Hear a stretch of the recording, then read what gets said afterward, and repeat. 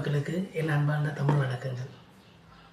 நான் உங்கள் பிரபா. இது பிரபா பார்வை. ஆக்சுவலாக இன்றைக்கி நம்ம எதை பற்றி பார்க்க போகிறோன்னா, ஒரு காமன் மேன், அதாவது ஒரு நார்மலாக இருக்க நம்மளை போன்ற ஒரு மனுஷனுக்கு ஒரு அசாத்தியமான ஒரு சூப்பர் பவர் கிடைச்சா, அதாவது நீங்கள் நினைக்கிற மாதிரி ஒரு ஸ்பைடர்மேன், சூப்பர்மேன் அந்த மாதிரி இல்லாமல், எப்படி சொல்கிறது, ஒட்டுமொத்த சர்வதிகாரம்னு சொல்லுவாங்க பார்த்தீங்களா, யாரை வேணால் அரெஸ்ட் பண்ணலாம், யாரை வேணால் தூக்கில் போடலாம் அப்படின்ற மாதிரி ஒரு பவர் கிடைச்சா அவங்க எப்படிலாம் ரியாக்ட் பண்ணுவாங்க, எப்படிலாம் மக்கள்கிட்ட தன்னை வெளிப்படுத்திக்குவாங்க, அவங்க சுயரூபம் என்னவா மாறும் அப்படின்றத ஒரு எப்படி சொல்கிறது, அதை பற்றி நம்ம பார்க்க போகிறோம். ஆக்சுவலாக என்னென்னா, இதை பற்றி ஒரு ரிசர்ச் நடந்தது. அந்த ரிசர்ச் என்ன பார்த்திங்கன்னா 1970 அமெரிக்காவில் நடந்தது. அதை பற்றி தான் இன்றைக்கி நம்ம பார்க்க போகிறோம். வாங்க போகலாம். உங்களுக்குள்ள ஒரு கேள்வி, நல்லா இருக்கிற ஒரு மனுஷனுக்கு ஒரு சூப்பர் பவர் கிடச்சிதுன்னா அவன் என்னவா மாறுவான்? அவன் அவனாவே தான் இருப்பானா, இல்லை அவனுக்குள்ளே இருக்க மிருகம் வெளில வருமா? இந்த சினிமாலெலாம் சொல்லுவாங்களா, உனக்குள்ளே இருக்க ஒரு மிருகம், உனக்குள்ளே இருக்க ஒரு மிருகம்னு. அந்த மாதிரி அந்த மிருகம் வெளியில் வருமா வராதா? இதை பற்றி ஒரு எக்ஸ்பெரிமெண்ட் நடந்தது. அதை பற்றி இப்போ நம்ம பார்க்கலாம். வாங்க பார்க்கலாம். ஆக்சுவலாக இது ஸ்டோரி இல்லை, சினிமா இல்லை, இது நிஜமாக நடந்த ஒரு ரியல் எக்ஸ்பெரிமெண்ட்டு. 1971 அமெரிக்காவில் ஸ்டான்போர்ட் யூனிவர்சிட்டியில் ஒரு சைக்காலஜி எக்ஸ்பெரிமெண்ட் ஸ்டார்ட் ஆகுது. ஆக்சுவலாக ரிசர்ச் லீடர் பேர் பார்த்திங்கன்னா டாக்டர் பிலிப். ஆக்சுவலாக ஸ்டூடெண்ட்ஸோட பிஹேவியரை பவர் இருந்தால் எப்படி மாறும்னு அவருக்குள்ள ஒரு கற்பனை. அந்த கற்பனையை ரியலாக மாற்றி அதை எக்ஸ்பெரிமெண்ட் பண்ணணும்னு அவருக்கு ரொம்ப நாள் ஒரு ஆசை. அதுக்காக அவர் நிறைய ஸ்டூடெண்ட்ஸை செலக்ட் பண்ணி பாதி பேரை பவர் உள்ள ஒரு மனிதராக, அதாவது ஒரு எப்படி சொல்கிறது, ஒரு அதிகாரமிக்க ஒரு மனிதராகவும், மீதி பேரை அதிகாரமற்ற ஒரு நபர்களாகவும் மாற்றுறாரு.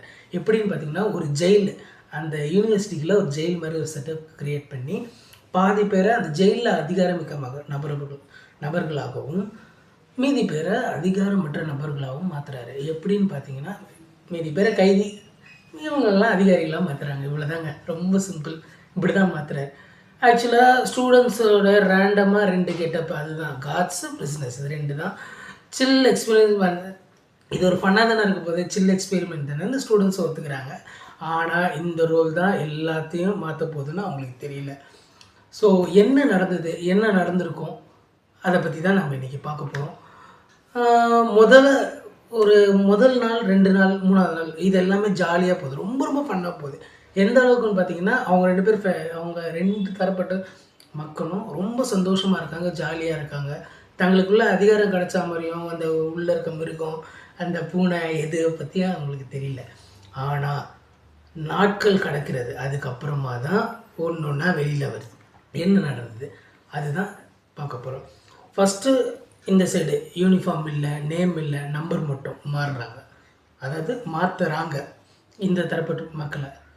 ஃபஸ்ட்டு நார்மலாக தான் எல்லோரும் போகிறாங்க. அப்புறமா பார்க்குறாரு மிஸ்டர் பிலிப் அவர்கள், எந்த மாற்றமும் தெரியலையேன்ட்டு இவங்களை கொஞ்சம் நிஜமான கைதிகள் மாதிரி நம்பர் போட்டு, நம்பர் பேட்ச் கொடுத்து, யூனிஃபார்ம் போட்டு அந்த மாதிரி அனுப்புகிறாங்க. இவங்களுக்கு எடுக்கப்பட்ட கட்டளை என்னென்னா, யாரெல்லாம் யூனிஃபார்ம் இல்லாமல் அந்த பேட்ச் இல்லாமல் சுற்றுறாங்களோ அவங்களுக்கெல்லாம் பனிஷ்மெண்ட் கொடுக்கணும் அப்படின்னு இவங்களுக்கு ஒரு கட்டளை இடப்படுகிறது. ஐடென்டிஃபை ரிமூவ் பண்ணால் மூமெண்ட் இல்லை. ஸோ மனுஷன் வீக்காக்குறான், இதுதான் நடக்குது ஆக்சுவலாக. அப்புறம் காட்ஸுக்கு யூனிஃபார்ம் கொடுத்தாங்க. இவங்களுக்கு எப்படி யூனிஃபார்ம் கொடுத்தாங்களோ அதேமாதிரி இந்த தரப்பு மக்களுக்கும் யூனிஃபார்ம் கொடுக்குறாங்க, ஸ்டிக் கொடுக்குறாங்க, அப்புறம் அத்தாரிட்டி கொடுக்குறாங்க. அப்புறம் லைனில் நில்லு, லைனில் போ, அப்புறம் பேசினா பனிஷ்மெண்ட்டு, ஃபர்ஸ்ட் டேலேயே ஜோக்கு, செகண்ட் டேயில் டாமினேஷன். இது ஃபர்ஸ்ட் டேயில் ஜோக்கு, செகண்ட் டேயில் டாமினேஷன்றது பார்த்திங்கன்னா, ஃபர்ஸ்ட்டு அவங்க நுழையும் போது நல்லா ஜோக்காக பேசிக்கிறாங்க. அப்புறம் கொஞ்சம் கொஞ்சமாக நாட்கள் கடக்க இவங்களுடைய டாமினேஷன் அதிகமாக இருக்குது. யாருன்னு பார்த்திங்கன்னா, அதிகாரிகள் போல் நடந்துக்க சொன்னாங்கள்ல, அவங்களுடைய அதிகாரம் ஜாஸ்தி ஆகுது. தேர்ட் டேயில் ரொம்ப மோசமாகுது. பிரிசனர்ஸ் மென்டலாக பிரேக் ஆக ஸ்டார்ட் பண்ணுறாங்க. அவங்களுக்கு மென்டலி வீக்காக ஆரம்பிக்கிறாங்க, கைதிகள் போன்ற வேடமிட்டவர்கள்.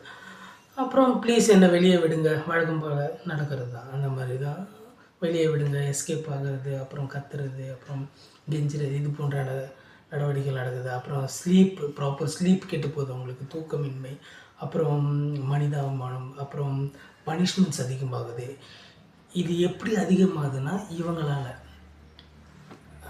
ஆக்சுவலாக இதெல்லாம் ஒரு ஆக்டிங்கே கிடையாது, இதெல்லாம் ரியலாக நடந்தது. எப்படின்னா, இவங்களுக்கு எப்படி இது இந்த யூனிஃபார்மு அப்புறம் சில ரூல்ஸ்லாம் போட்டாங்களோ, அதே மாதிரி இவங்களுக்கு ஒரு ரூல்ஸ் போட்டாங்க. இது இந்த மாதிரி ஒரு கைதி பண்ணி நீங்கள் நடவடிக்கை எடுக்கலாம், உங்கள் மேலே நடவடிக்கை எடுக்கப்படும்னு ஒரு ஆர்டர்.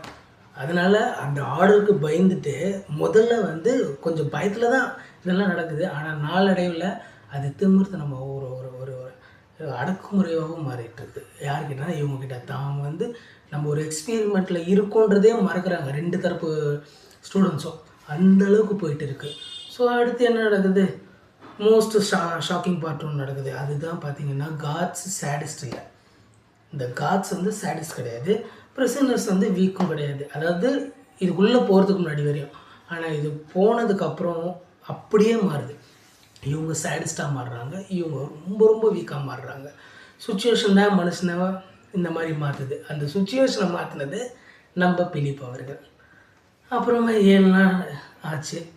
அப்புறம் 7 நாள் தான் பிளான் போட்ட இந்த எக்ஸ்பெரிமெண்ட்டுக்கு மொத்தமாக ஒரு 7 நாள் தான் பிளான் போடுறாங்க. ஆனால் அது இதையும் கடந்து போகுது. 6th டேயில் ஸ்டாப் பண்ணிட்டாங்க. அதாவது அதையும் கடந்து போகணும்னு நினச்சாங்க, பட் போகலை. 6th டேலே இதை ஸ்டாப் பண்ணிடுறாங்க. This is going too far அப்படின்ற மாதிரி சொல்லிட்டாங்க.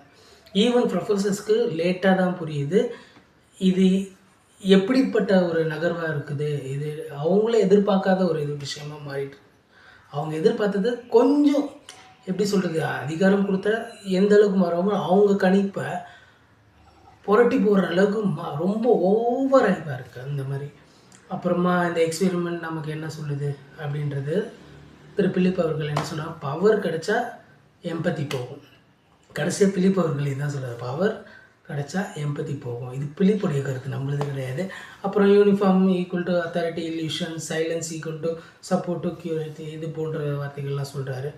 ஆஃபீஸில் பாலிட்டிக்ஸில் இல்லை, ஸோ சொசைட்டியில் இந்த எக்ஸ்பெரிமெண்டல் ஒரு ரெஃப்ளெக்ஷன்லாம் பார்க்கலாமா அப்படின்ற மாதிரி தான் அவர் ஸ்டார்ட் பண்ணார். பட் அவர் எதிர்பார்த்த அளவுக்கு அந்த மாதிரி இல்லாமல் அது அப்படியே வேறு மாதிரி போனதுனால அவர் ஒரு 6வது நாளே நிறுத்திடுறாரு. நீங்கள் ஆக்சுவலாக இது வந்து என்னென்னா, நீங்கள் நல்லவன்னு நம்பலாம், ஆனால் அந்த பவர் கிடச்சா நீங்களாக தான் இருப்பீங்களான்றதை நீங்கள் கொஞ்சம் கற்பனை பண்ணி பாருங்கள். இதை தான் இந்த எக்ஸ்பெரிமெண்ட்டில் கொஞ்சம் ஆழமாக சொல்லப்படுது. நீங்கள் நினைப்பீங்க, நான் ரொம்ப நல்லவன், நான் ரொம்ப கைண்டான பர்சன், எனக்கு பவர் கிடச்சா நான் இதை இப்படி பண்ணுவேன், அதை அப்படி பண்ணுவேன், இதை இப்படி மாற்றுவேன், அதை அப்படி மாற்றுவேன். பட் இதை நீங்கள் கொஞ்சம் எக்ஸ்பெரிமெண்ட் பண்ணி பார்க்க முடியுமா அப்படின்ற, அதாவது கற்பனை செய்து பாருங்கள் அப்படின்ற மாதிரி சொல்கிறாரு. கிடச்சா நீங்கள் என்ன பண்ணுவீங்க? அதாவது நீங்கள் நார்மலாக சொல்லுவீங்க, பட் ஆனால் ரியாலிட்டின்னு ஒன்று இருக்குல்ல, ரியாலிட்டி ஒருத்தனை அப்படி கொண்டு போகுது. உங்களுக்கு